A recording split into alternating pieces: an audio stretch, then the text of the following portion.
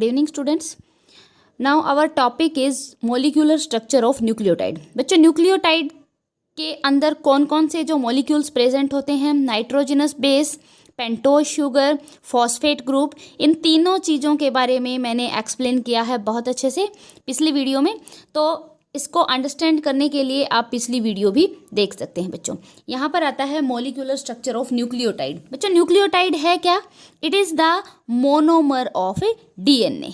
Monomer of DNA. DNA nucleotide से ही मिलके बना हुआ है। तो न्यूक्लियोटाइड, एक पहले न्यूक्लियोटाइड का ही स्ट्रक्चर हम देख लेते हैं कैसे बनेगा न्यूक्लियोटाइड। बच्चों देखो, यहाँ पर जो एक बैकबोन मैं कहूँगी शुगर फॉस्फेट होता है बैकबोन डीएनए का, उसके साथ नाइट्रोजनस बेस अटैच होते हैं। तो सबसे पहले शुगर पे कहाँ पर फॉस्फेट ग्रुप अटैच होगा, कहाँ पर नाइट्रोजनस बेस प्रेजेंट होंगे, ये मैं आपको बताती हूँ सबसे पहले। तो ये एक पेंटोज शुगर है जिसमें रिंग प्रेजेंट होती हैं और कार्बन प्रेजेंट होते हैं। फर्स्ट कार्बन है ये, यहाँ पर ये सेकंड कार्बन है, थर्ड कार्बन है, फोर्थ कार्बन है और फोर्थ के साथ अटैच फिफ्थ है। बच्चों, कार्बन की पोजीशन याद रखना बहुत ही ज़रूरी है। मैं आपको बता देती हूँ, this one is first carbon, this one is second carbon, this one is third carbon, this one is fourth carbon and attach with this fifth carbon. Okay बच्चों, तो यहाँ पर एक OH ग्रुप प्रेजेंट है, H ग्रुप प्रेजेंट है। यहाँ पर H, ये डीऑक्सी राइबोज शुगर है तो यहाँ पर भी H प्रेजेंट है। फिर यहाँ पर H है, ये OH ग्रुप प्रेजेंट है। यहाँ पर भी बच्चों एक H ग्रुप प्रेजेंट है। यहाँ पर फिफ्थ कार्बन अटैच हो जाता है CH2OH के साथ। बच्चों ओके, ये एक पेंटोज शुगर है। यहाँ पर इस पेंटोज शुगर के साथ फॉस्फेट ग्रुप भी अटैच है और न्यूक्लियोटाइड भी, सॉरी, जो नाइट्रोजनस बेस पेयर होते हैं वो भी प्रेजेंट होते हैं। बच्चों, तो यहाँ पर एक साइड में मैं लिख देती हूँ, जो फर्स्ट कार्बन होता है, फर्स्ट कार्बन के साथ नाइट्रोजनस बेस प्रेजेंट होते हैं। बच्चों, नाइट्रोजनस बेस अटैच होते हैं फर्स्ट कार्बन के साथ। ओके, और जो फिफ्थ कार्बन होता है बच्चों, जो फिफ्थ कार्बन है, फिफ्थ कार्बन के साथ फॉस्फेट ग्रुप अटैच होता है। बच्चों ये याद रखना है, वन और फिफ्थ अल्टरनेट पोजीशंस पे ग्रुप प्रेजेंट होंगे। कार्बन फर्स्ट पे नाइट्रोजनस बेस, फिफ्थ पे फॉस्फेट ग्रुप, कार्बन थ्री को मैं बाद में बताना चाहती थी, कार्बन 3 दूसरे न्यूक्लियोटाइड के साथ यानी कि सेकंड न्यूक्लियोटाइड के साथ अटैच होता है, क्योंकि डीएनए के अंदर बहुत सारे न्यूक्लियोटाइड्स होते हैं जो आपस में अटैच होते हैं। तो एक है दूसरे के साथ, दूसरा तीसरे के साथ, और ये अटैचमेंट ऐसे ही नहीं कोई ग्लू से कर रखी है, ये अटैचमेंट मॉलिक्यूलर अटैचमेंट है, मॉलिक्यूलर बॉन्डिंग है स्टूडेंट्स। ओके, तो यहाँ पर मैं आपको बताती हूँ, ये फर्स्ट कार्बन है, सॉरी फर्स्ट कार्बन है। फर्स्ट कार्बन में फॉर एग्जांपल मैंने एक नाइट्रोजनस ग्रुप अटैच कर दिया। प्रॉपर स्ट्रक्चर नहीं बना रही हूँ नाइट्रोजनस बेस का, यहाँ पर लिख दिए जा रही हूँ। यहाँ पर ये है एडिनाइन। एडिनाइन एक टाइप का प्यूरिन है बच्चों, तो प्यूरिन को मैंने यहाँ पर अटैच कर दिया है। ओके, तो फर्स्ट कार्बन के साथ प्यूरिन अटैच हो गया। तो वैसे तो प्यूरिन डबल मेम्ब्रेन स्ट्रक्चर है स्टूडेंट्स। यहाँ मैं आपको बताना चाहती हूँ कि किस टाइप से दो न्यूक्लियोटाइड्स आपस में अटैच होते हैं, कौन कौन सी बॉन्डिंग यहाँ पर होती है। ओके बच्चों, तो फर्स्ट यहाँ पर एक न्यूक्लियोटाइड का स्ट्रक्चर मैं बनाती हूँ। स्टूडेंट्स, यहाँ पे मैंने एक न्यूक्लियोटाइड का स्ट्रक्चर दिखाया है जिसमें कार्बन फर्स्ट के साथ एडिनाइन अटैच होता है। बच्चों, यहाँ पर जो बॉन्डिंग होती है ना, यानी कि जो फर्स्ट कार्बन राइबोज शुगर के और एक नाइट्रोजनस बेस के बीच में यहाँ जो बॉन्डिंग होती है, that type of bonding is called glycosidic linkage. Okay, यहाँ पर ग्लाइकोसाइडिक लिंकेज प्रेजेंट होती है बच्चों। और आप ये कह सकते हो कि फर्स्ट कार्बन और नाइट्रोजनस बेस, फर्स्ट कार्बन और नाइट्रोजनस बेस के बीच में यहाँ पर जो बॉन्डिंग होती है, that bonding is called glycosidic bonding. Okay बच्चों, और यहाँ पर जो फिफ्थ कार्बन के साथ, that is the fifth carbon के साथ ये जो फॉस्फेट ग्रुप अटैच हुआ है, this is by the bonding phosphoester bond.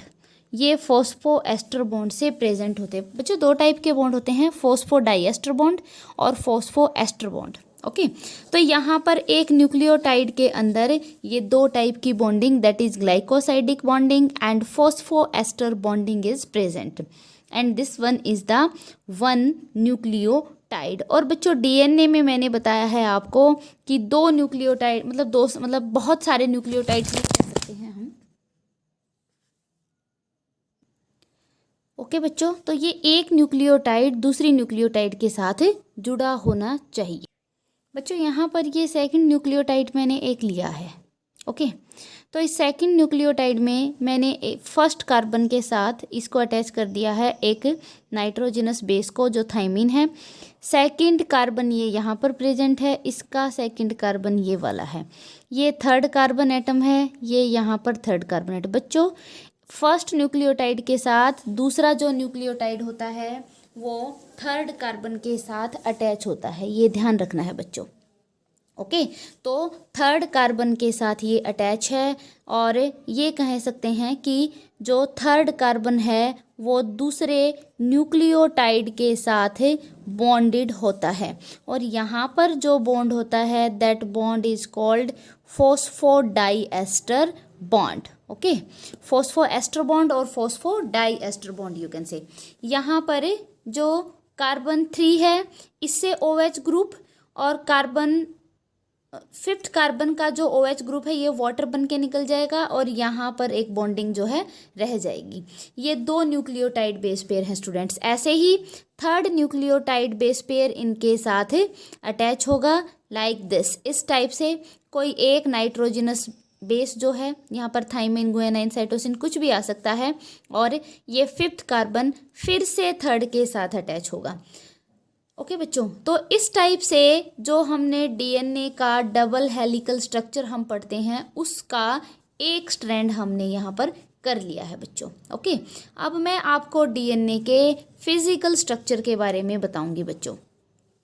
यहाँ पर डीएनए का डबल हेलिकल स्ट्रक्चर है। ओके, जो फिजिकल स्ट्रक्चर है डीएनए का, that physical structure is double helical structure, and this physical structure of DNA is given by 2 scientist, and name of that scientist are Watson and Crick. Watson and Crick 2 scientist थे जिन्होंने DNA का physical structure दिया था। ये molecular structure है बच्चों।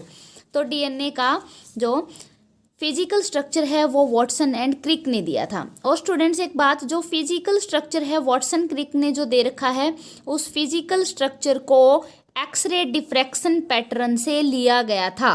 X ray diffraction pattern, यानी कि एक्सरे जो है, एक्सरे मतलब ये कहेंगे रेज जो हैं, एक्सरेज जैसे हम नॉर्मली एक्सरे लेते हैं, एक्सरे से कोई सेल देखा जा रहा था, उस सेल में उन्होंने डीएनए के स्ट्रक्चर को देखा।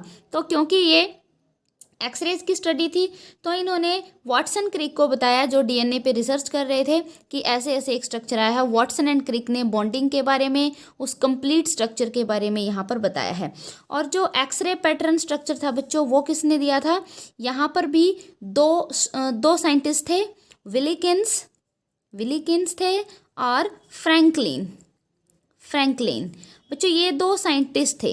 यानी कि अगर मैं कहूँ आप लोगों को कि डीएनए के फिजिकल स्ट्रक्चर के लिए यहाँ पर 4 साइंटिस्ट हैं जो कि रिस्पॉन्सिबल हैं, वाटसन, क्रिक, विलिकिंस, फ्रैंकलिन।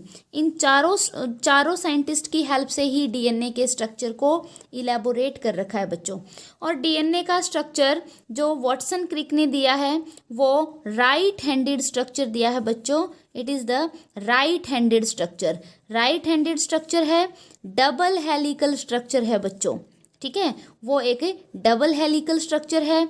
और कहेंगे बी डीएनए का स्ट्रक्चर इन्होंने दिया है। बेसिकली कई टाइप के डीएनए यहाँ पर होते हैं, तो उन्होंने बी डीएनए के स्ट्रक्चर को यहाँ पर इलेबोरेट किया है। राइट हैंडेड है तो राइट हैंडेड साइड से ही वो स्टार्ट होता है बच्चों। मैं यहाँ पर आपको जो फिजिकल स्ट्रक्चर है और जो मॉलिक्यूलर स्ट्रक्चर है उन दोनों को एक साथ करके पढ़ाऊंगी ताकि कन्फ्यूजन जो है दूर हो जाए। बच्चों फिजिकल स्ट्रक्चर में वाटसन एंड क्रिक ने बताया कि साइलेंट फीचर्स की जो बात कर रखी है आपके यहाँ पर, आपके बुक में साइलेंट फीचर्स जो हैं डीएनए के, तो वहाँ पर वॉटसन एंड क्रिक ने बता रखा है स्टूडेंट्स, क्या बताया है, फर्स्ट ऑफ ऑल ये डबल हेलिकल स्ट्रक्चर है, ये एक डबल हेलिकल स्ट्रक्चर है। मैंने यहाँ पर double helical right hand structure आपके सामने बना रखा है। This one is the one helix which start with 5' and and with 3' and the second strand is 3' strand and which is start with 3' and with 5'। यानी कि यहाँ पर जो दोनों हेलिक्स प्रेजेंट होते हैं एंटी पैरेलल हैं। ओके, जो फर्स्ट स्टेप है, फर्स्ट फीचर है, एक तो डबल हेलिकल स्ट्रक्चर है, दूसरा दोनों एंटी पैरेलल रन करते हैं, एंटी पैरेलली रन करते हैं दोनों। एंटी पैरेलल का मतलब होता है वन स्ट्रैंड 5' to 3' डायरेक्शन में है तो दूसरा 3' to 5' डायरेक्शन में है, दोनों अपोजिट डायरेक्शन में रन करते हैं। हम ऐसे लिख सकते हैं बच्चों, ओके, अपोजिट डायरेक्शन में दोनों रन करते हैं। अब बच्चों देखो, मैंने आपको ये बताया है, साथ के साथ मैं कह रही हूँ कि आपको केमिकल स्ट्रक्चर भी साथ के साथ बताऊंगी। केमिकल स्ट्रक्चर में मैंने आपको बताया था, यहाँ पर दिखाती हूँ कि 2 न्यूक्लियोटाइड पेयर्स हैं। देखो अब यहाँ पर 5' हमने उसको क्यों बोला है, ऐसे ही नहीं, मतलब साइंस एक चीज़ है जहाँ पर हर चीज़ का प्रूफ है, ऐसे ही हमने 5' 3' एंड नहीं बोले हैं। जब ये फर्स्ट हेलिकल स्ट्रक्चर मैंने लिया है तो इसमें कार्बन 5 फ्री है यहाँ पर, ओके, और लास्ट में कार्बन 3 यहाँ पर फ्री होता है, इसलिए that strand is 5' to 3' student, okay. और जब दूसरा स्ट्रैंड हम लेते हैं, इसके साथ जो कनेक्टेड है वो रिवर्स डायरेक्शन में होगा, 3' to 5 डायरेक्शन में होगा। बच्चों यहाँ पर जो थर्ड मैं बता रही हूँ फीचर, थर्ड फीचर में चारगफ रूल के बारे में एक्सप्लेन कर रखा है, ओके। अकॉर्डिंग टू चारगफ रूल, चारगफ भी एक साइंटिस्ट थे, उन्होंने बताया था, अपने रूल्स दिए थे स्पेशली डीएनए के स्ट्रक्चर के लिए। चारगफ ने ये कहा था कि nitrogenous base, 2 nitrogenous base that is purine और pyrimidine are equal in amount. जो पायरीमिडीन का अमाउंट है वो प्यूरिन के अमाउंट के इक्वल होता है, यानी कि ये कह सकते हैं adenine equal to thymine, guanine equal to cytosine बच्चों यहाँ पर, और ये कह सकते हैं adenine plus thymine and guanine plus cytosine is equal to 1, और adenine plus thymine is equal to guanine plus cytosine. मतलब ये सेम ही प्रॉपर्टी हैं जो यहाँ पर चारगफ ने बता रखी है। और एक चीज़ चारगफ ने और बताया है कि एडेनाइन हमेशा थाइमीन के साथ ही कनेक्ट होगा, गुएनाइन हमेशा साइटोसिन के साथ ही कनेक्ट होगा with the help of hydrogen bonding. यानी कि इस फिजिकल स्ट्रक्चर के अंदर जो ये लाइंस मैंने दिखा रखी हैं, यहाँ पर एक तरफ अगर पायरीमिडीन है तो दूसरी तरफ बच्चों प्यूरिन है, अगर एक तरफ प्यूरिन है तो दूसरी तरफ पायरीमिडीन है, और इनके बीच में ये हाइड्रोजन बॉन्डिंग प्रेजेंट होती है स्टूडेंट्स, ओके।